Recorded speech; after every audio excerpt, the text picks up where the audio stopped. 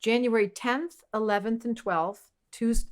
Oh my God. That's what happens when Mercury's retrograde. Things happen when you don't even expect them and you're supposed to get relaxed. But today, with the moon in Virgo, let's do that again. So the sun is in Capricorn, the moon is in Virgo. This is double Earth, and we want stability. But when Mercury is going retrograde all the way through January 18th, we just pay attention to when the stress level increases. And that's what moon in Virgo increases. There's a natural Virgoian trait that you get a little nervous. You start tapping your foot, you feel like your energy's running high, and Capricorn's like, focus. And get this, there's count them, 5 planets in Earth. We have the sun, Mercury, Pluto, Uranus, and the moon. If a baby were born with 5 planets in Earth and the moon was in Virgo, you would know that you just created a being who can get things done. That's a lot of practicality.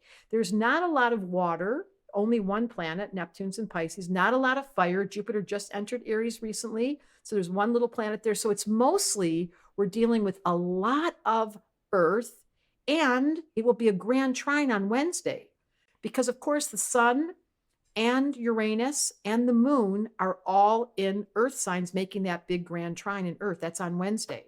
So Earth, ground, solid, and then there's 3 planets in air. So if you think about the combination of earthy, grounded, practical personality type with 3 planets in air, giving the intellectual appetite to be studying and learning and writing and thinking, these people know how to think and then get results. And that's what these couple of days are about. Now, Venus is squaring Uranus.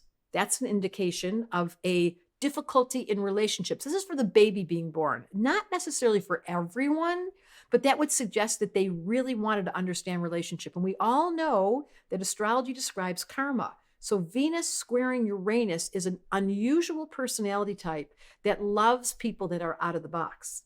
Now that's contrary to having 5 planets in Earth. And this is what happens for all of us. Some personality types are super grounded with this little twisted sister off to the right. And you know who you are if you have that little part of your character that can't follow and the rest of you insist you do. And that's what astrology is about, balancing these factors. And that's why we have a school that's starting in February. So be aware that if you wanted to study astrology, you would go to my website, Deborah Silverman Astrology, and say, Mercury's retrograde, there's a grand trine in Earth. I want to study. Whose birthday is it? How fascinating is this? On January the 12th, it is Jeff Bezos. I don't think it's a surprise that he's a Capricorn, the founder of Amazon. The practicality that's required to run a corporation is exactly what's going on Wednesday. Grand trine in Earth, 3 planets in air. That little square makes it interesting so we're not bored. And that's what's going on. Feel the Earth energy. If you're feeling nervous, because there's so much Earth energy in the sky, that just means you need a list.